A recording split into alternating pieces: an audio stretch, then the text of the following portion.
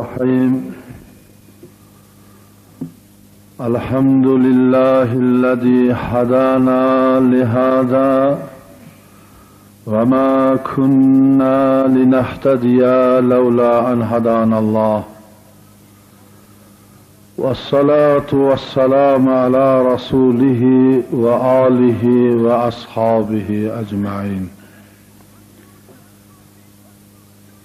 Assalamu alaykum hurmatli ahli iymon, ahli islom, mo'min musulmon birodarlar. Bugungi fazilatli Sayyidil ayyam hajjil masokin bo'lgan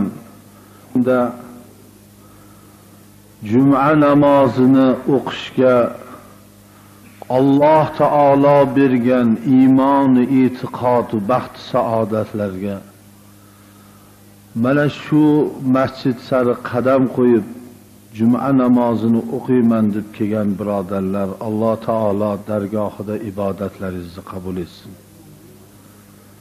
Alloh subhanahu va taoloni bergan bu iymoni, hidoyati bilsangiz bebaho, uni bahosi yo'q. Bir odamni o'zini ixlos, e'tiqod bilan bugun jumaga boray deb juma namoziga keltirishlik million pul sarflasangiz unday bo'lmaydi.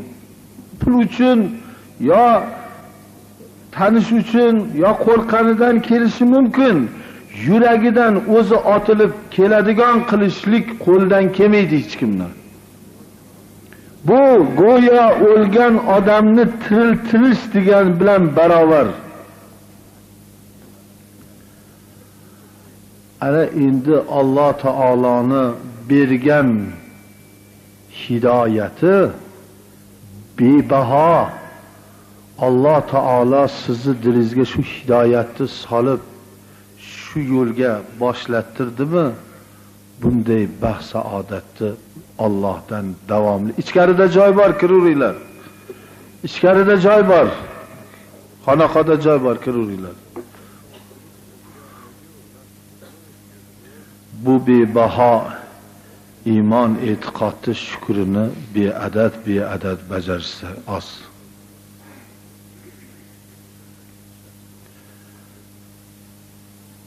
Payg'ambarimiz amakilari Abu Talib jon berar holatda yotibdilar. Yig'lab aytdilar: "Bolalaringizdan ortiq ko'rib meni boqqansiz amakijon. Meni boqqan, tarbiyat bergan amakim. İmansız ketib qolmang, la ilaha illalloh deng, Muhammadur Rasululloh demasangiz ham mayli, u yog'ini men Allohdan so'rab olaman. Bir marta la ilaha illalloh desangiz bo'ldi deb yig'lab yalindilar Muhammad sallallohu alayhi vasallam. Chunki 9 yoshlaridan, bolalaridan ham ortiq ko'rib, akamdan yodgorlik deb mehr muhabbat bilan tarbiyat bergan amakilari la ilaha illallohni aytolmayotibman jiyan, hech aytkim yo'q dedi-da.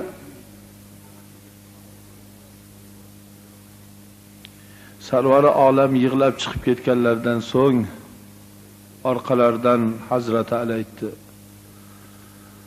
"Amakingiz vafot etdi zalolatda." Sarvari olam yana to'lqinlanib yig'lab organlarida Jibril alayhisalom bu oyatni olib keldi: "La tahdi man ahbabta, walakinalloh yahdi man yasha." Siz hidoyatga sololmaysiz yaxshi ko'rganlaringizni, ey Habibim. Sizni qo'lingizda emas hidoyat berish. Payg'ambarimizga sallallohu alayhi vasallam.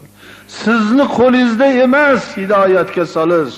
Va siz yaxshi ko'rganlaringizni sololmaysiz. Men xohlaganim, men yaxshi ko'rganimni hidoyatga solaman dedi Alloh.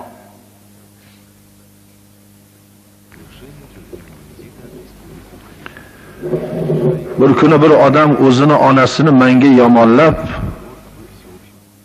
qaynanasini juda maqtab ketdi. Meni onam deydi, ahmoqroq odam ayol deydi. Qaynanam nihoyatda aqlli, o'qimishli odam gapiryapti, o'qimishli odam. Qaynanam olima, qaynanam undoq. Onam meni o'qimaganam. Onam juda ham johila deydi. O'sha johil esi past deyotgan onangni qadamini ostida jannat, aqlli qaynanangni oyog'ini ostida emas. Do'stim, o'qib zo'r bo'lib ketibsan dedim. O'sha aqli past onangni qadamini ostida jannat. Dono bo'lgan, aqlli bo'lgan qaynanangni qadamini ostida emas. O'sha seni jon berib, jon olib, ko'tarib yurib, qiynalib tuqqan onangni qadamini ostida. Qaynanayniki o'zini o'g'liniki uni oyog'ini ostida. Shunday gumrohlar bor. Onasi bilan qaynanasini farqiga bormay qolgan. Onadan shunchalik xabar olmaydiki, qaynanadan ko'p xabar oladi. Yo'q. Ona otani roziligiga deb qo'yibdi Alloh. Boshqasini aylantirmagan.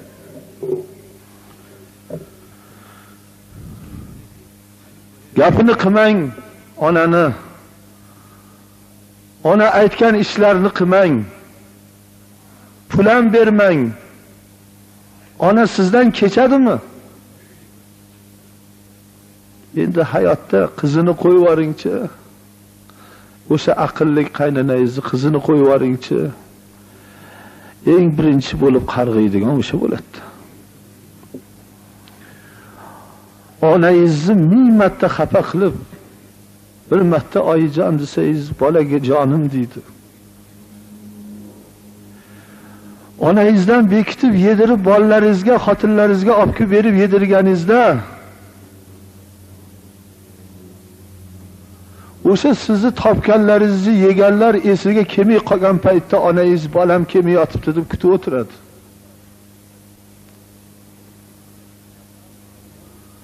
Hammasi sizni pulingizga, biron narsa olib kelishingizga intiq bo'lib tursa, onangiz o'g'lim sog' salomat ko'chadan kirib kelarmikin, diydorini ko'rarmikinman deb turadi. Sizga hamma boshqa narsa uchun xushomad qilsa, onangiz bolasi bo'lganligingiz uchun yaxshi ko'rib xushomad qiladi. Hech kimni onaga teng qilmang.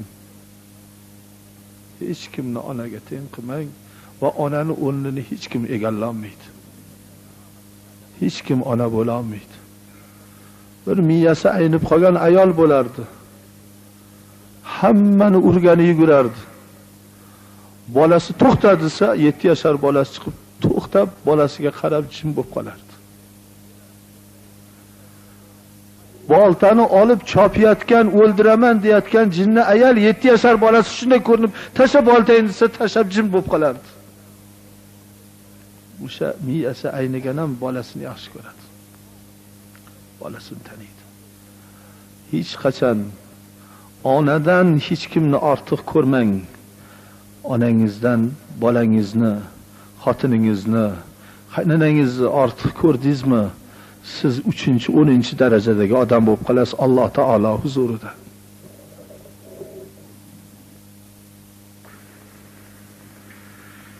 Bir yigit meni mashinada marosimga olib ketib turib, bir narsani aytib berdi. Qoraka dedi, 3 yil bo'ldi, aroqdan qutuldim.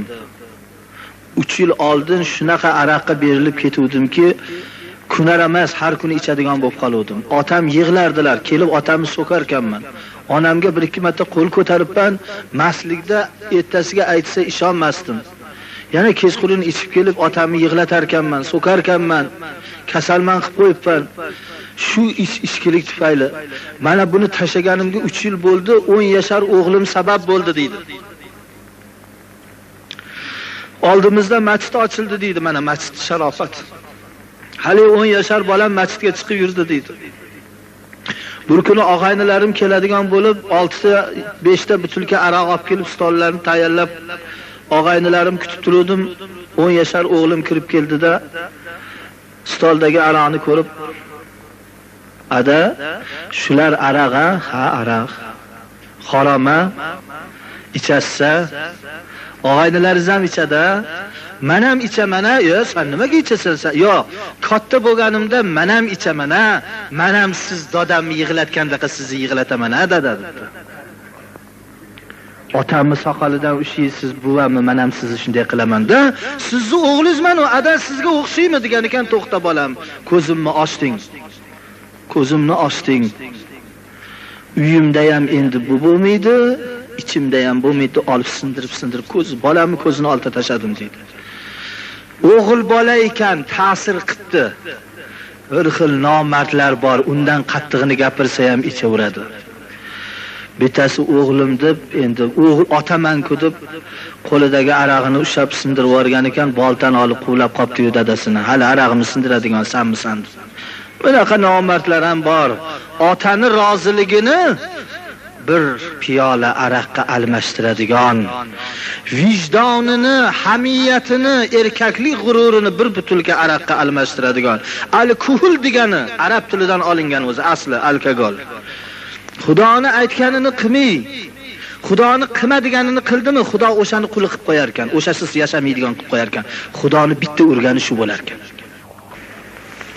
Bir podsho bir mamlakatni mushrik kofirlar bilan jang boshlaganda ukasini boshliq qilib, ikkita o'g'lini, katta kichik o'g'lini unga vazir qilib jo'natibdi jangga. Bir oydan keyin xabar kelibdi. "Shohim, katta o'g'lingiz vafot qildi" deb. "Alloh rahmat qilsin, Xudo o'zi beruvdi, Xudo o'zi oldi" debdi.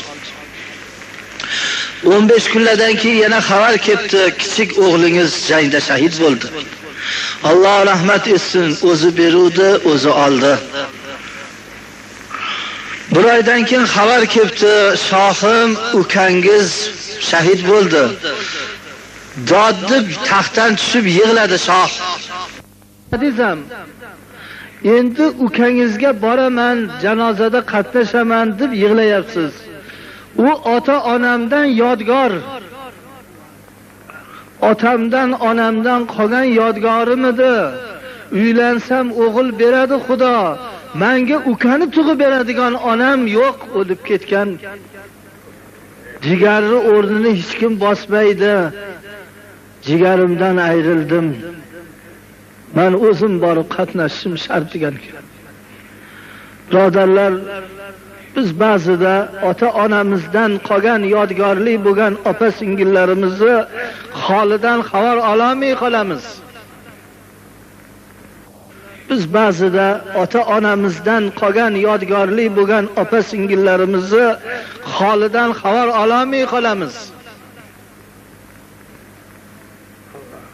Opalardan, ukalardan, singillardan, akalardan xabar olishimiz kerak. Ukalardan, singillardan, akalardan xabar olishimiz kerak. Okangizni ko'rganda, dadangizni ko'rganday bo'lmaysizmi? Opangizni ko'rganda, onangizni ko'rganday bo'lmaysizmi? Agar shunday bo'lmasangiz, odam vijdoni asroq odam bo'lgan bo'lasiz. Ota-onani yodgori bo'ladi. Jigar go'shalar.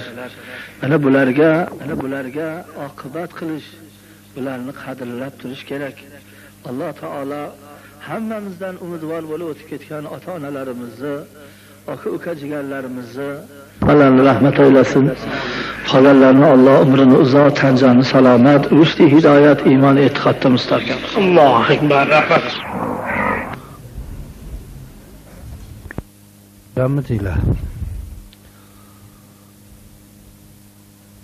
Toshkanlik boy bilan Andijonlik boy Madinaga borib quda bo'lishganini aytib beramiz. Endi bekorchilar qoldi-yu. O'shanga bu birodarimiz bilan bizni bu odam chaqirib shu odamlarni ziyorat qildirdi. Shularni biz ko'rdik. voqeani aytib beraman. Bu bo'lgan voqea. Bu odamlar Qozonni qorasiga yaqin bo'lmagan, o'zbek madaniyatini yo'qotmagan, islomiy ta'lim tarbiya vujudlarida bo'lgan, g'ayrilarni ta'siri o'tmagan oila. Toshkanlik boy bilan Andijonlik boy Madinada birida yolg'iz o'g'il ekan, Toshkanlik boyda. Shu o'g'liga qizini, birodarini, Andijonlik boyning qizini so'rabdi. Xo'p, hali qizimizni beramiz. Kelishgan, to'yni ham maslahati bo'lgan, o'g'ilga kelgan, o'g'lim, senga endi xotin olib beryapman. Maslahat qilib qo'ydik, 2 oydan keyin to'y. O'g'il 20 yoshda. O'g'il, dadajon, mendan so'ramabsiz-da, ota o'g'ildan so'raydim, bolam, nima qilman? Bolani bu deyishi, bola nogiron, ojiz bo'lib qolgan. O'zi biladi, Alloh biladi. Tushunarli bo'ldi. Hech hali 20 yil umrida bunday tuyg'u inson, bu holat bo'lmagan bolada. Ey Alloh, sharmanda bo'ladigan bo'ldimmi? 20 yillik sirim endi oshkor bo'ladigan bo'ldi. O'zimni o'zim o'ldiray desam, harom kessam, iymonsiz kessam, o'zing sharmanda qilma Alloh deb yig'lab kechalarigacha, 2 oygacha Alloh meni sharmanda qilma, endi nima bo'ladi bu yoq? Nikoh o'qilinadi. Nikohdan keyin Chimildiqda kuyov yig'lab kelinga sirini aytadi. Men shundayman. Xolang 3-4 kun turasizmi, 1 kun turasizmi, endi ketaverasiz. Men o'zimni kasalimni bo'ynimga olaman. Siz hech sharmanda bo'lmaysiz, bo'ladigan men bo'laman. Desa, o 7 yashar qiz aytadiki, Alloh oldida o'qti nikoh bo'lib, erim bo'ldingiz. Erni sirini oshkor qilmoqlik, erni sirini oshkor qilib, erni sharmanda qilgan ayol 2 dunyosi yo'q bo'ladi. Er rozi, Alloh rozi degan. Men sizni sharmanda qilmayman. Sizni siringiz meni sirim. Ta'limotni ko'rdingizmi? Tarbiyani ko'rdingizmi? Iymonni ko'rdingizmi qandayligini? 7 yil ma'lum qilmay qiz o'ziga oladi. Men sal yoshligimda shamollab qolgan ekanman deb tug'mas degan nomni bo'yniga oladi, erini sharmanda qilmaslik uchun.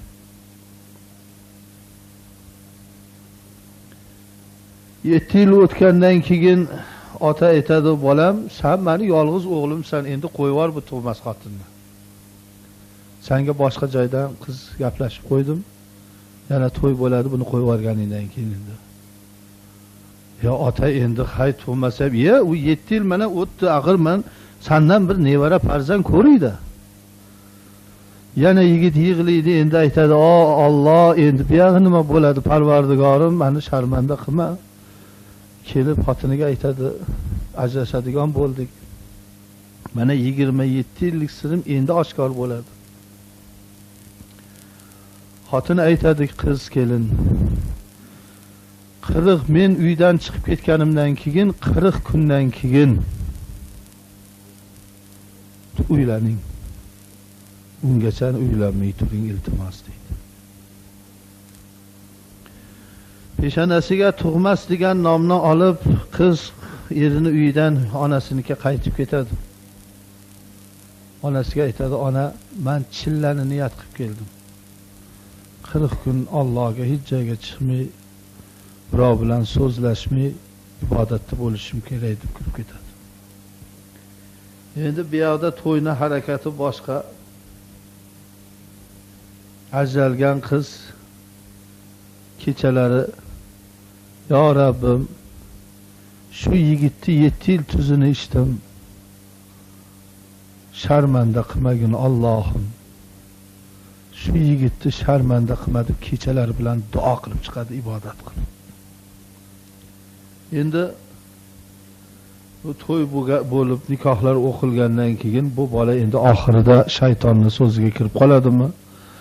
Tavubga borib bir itimiz bor edi, quturib qolgan. Shunga bir zo'r margumush bersangiz, shunday o'ldirib yuboraylik desak, ko'ngil bo'lmayapti, ovqatiga solib beramiz. O'shanda bir zaharni beradi. Mana ozginasini tomitsangiz qatib qoladi. Ozgina tomitib qo'ying ovqatiga bo'ldi deydi.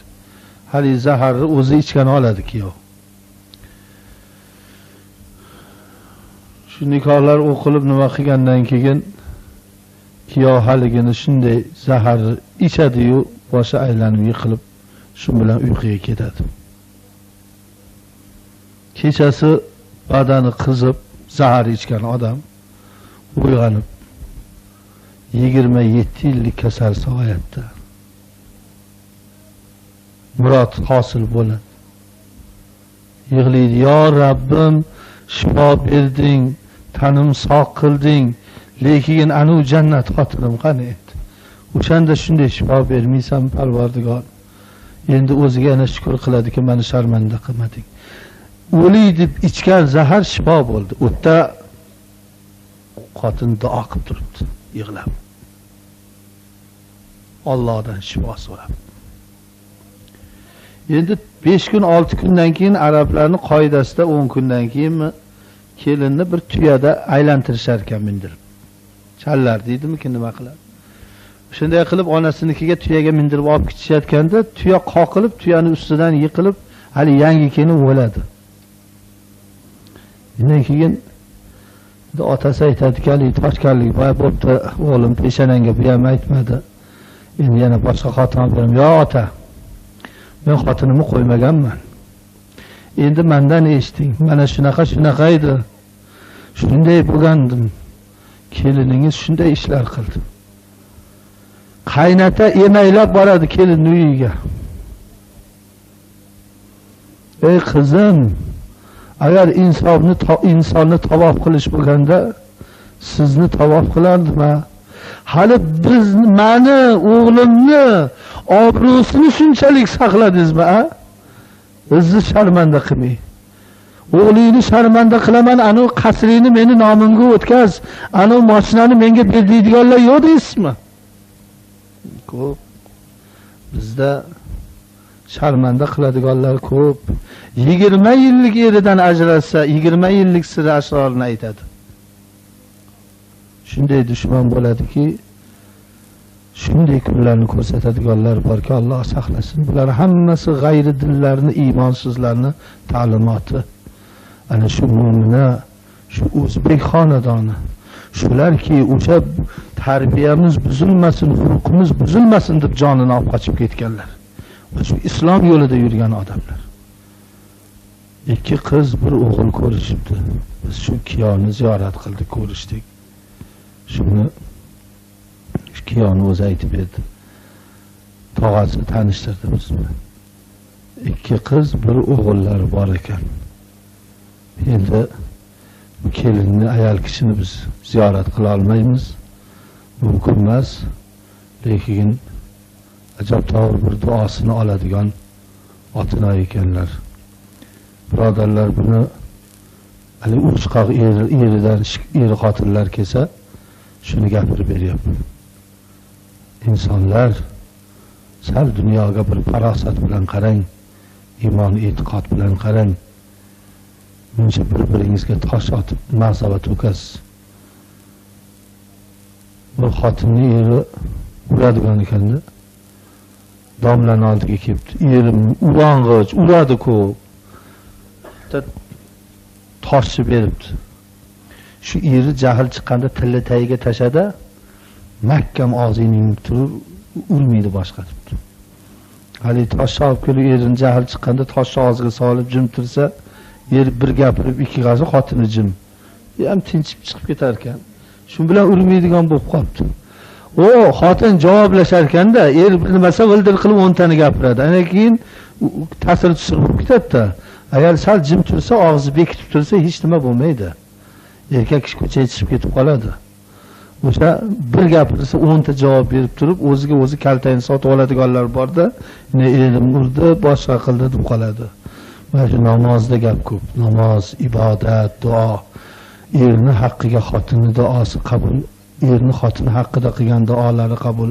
Mana shu duolarni qilib yurishlikni Alloh hammamizga nasib ro'za aylagan bo'lsin. Alloh. Bilan bo'lyaptimi? Men ko'p gapiraman, boradigan nima yo'q-ku. Og'ir olmaysizlarmi gapirsak?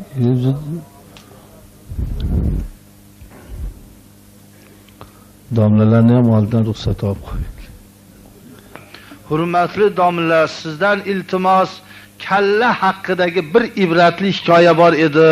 Shuni hikoya qilib bersangiz, to'liq qilib, o'limni bo'yniga olmaydigan ba'zi birodarlarimga yetkazsam shoyatki hidoyatlansa. Mayli? 10 minut, 5 minut vaqtimiz bor.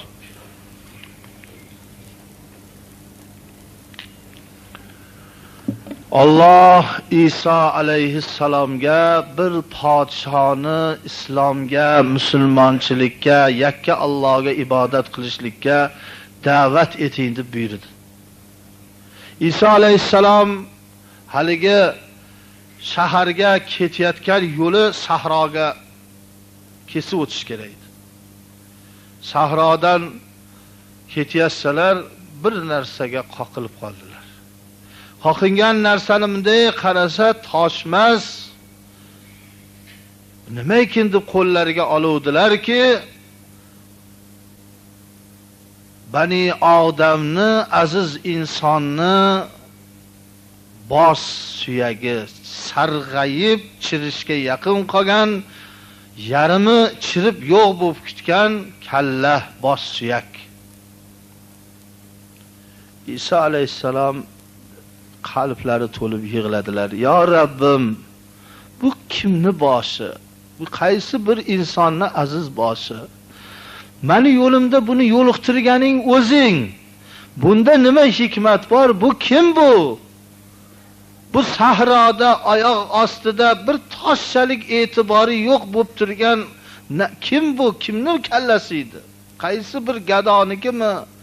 Boynikimi, shohnikimi, olimnikimi, kimmiki? Alloh taolo aytdi, men til beraman kallani o'ziga, o'zidan so'ra. Ey kalla, sen kimsan? Men sultonman, jangchiman, sultonlarning sultoniman. 1000 yillar oldin shu sahro juda katta obod bir mamlakat, shahar poytaxti edi mamlakat. Meni poytaxtim edi. Men shu yerda sulton edim. Butun yer yuzidagi shaharlarni, mamlakatlarni o'z tasarrufimga olib bo'ldim. Mana shu qo'lingizda turgan kallamda 7 ta gavhar qadalgan, har biri bir mamlakat boyligiga teng 7 ta gavhar qadalgan tillodan toj kiyilib turardi. Oftob urmasin deb xizmatkorlarim soyabonlar ko'tarib yurishardi. Hamma podsholar menga qulluq qilardi. 100,000 askarimni o'zini kamari oltindan edi.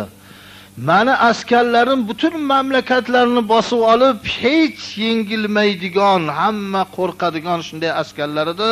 Kamarlari oltindan edi. Askarlarimni o'zini, bu vazir va boshliqlarni qo'yavering. Butun dunyo kanizaklari meni saroyimda edi. Har kuni bazm, bironta podsho bunaqa bazm qilaman deb eplolmasdi. Men hadiyalarni, mansablarni o'sha bazmlarda birovga berardim, birovdan olardim. Bir ishoram bilan birovni kallasi ketardi, bir ishoram bilan o'limdan qolardi. Men kimlarga mansab berib, kimlarni mansabidan oldim, kimlarni bir kunda gado qilib qo'ydim. Hamma meni maqtaydi, hamma mendan qo'rqadi. Xazinamda oltinlar, gavhar, tosh, marmar hammasidan bor, qasrlar. Tanim og'rimaydi, bir kasallikni bilmayman, na tishim og'rimadi. O'zim xudo bo'lsam kerak dedim, deydi kalla. Bir kuni aytdim, "Men Xudoyingizman. Menga sig'ining" dedim deydi. Ana, Xudo dard bermasa, nuqul omad baxt beraversa, xudolikni da'vo qilib qo'yar ekan inson. Birodar, uncha dard berib, g'am berib tursa, Allohni esdan chiqazmay turadi. Shuning uchun aytiladiki, yaxshi ko'rgan bandasiga dard bilan uncha g'am berib turadi. Allohni esdan chiqib qolmasin, bandaligi esdan chiqib qolmasin deb. "Men Xudoman" dedim deydi. Bir kuni kechasi vujudim qaqshab, juda ham qattiq og'riq bilan uyg'ondim deydi. Ko'zimni ochsam, bir badbashara maxluq tepamda turibdi. Hazrat Azroil alayhisalom yomonlarga yomon suratda keladi. Ko'rganni o'zida yurak eti jimirlab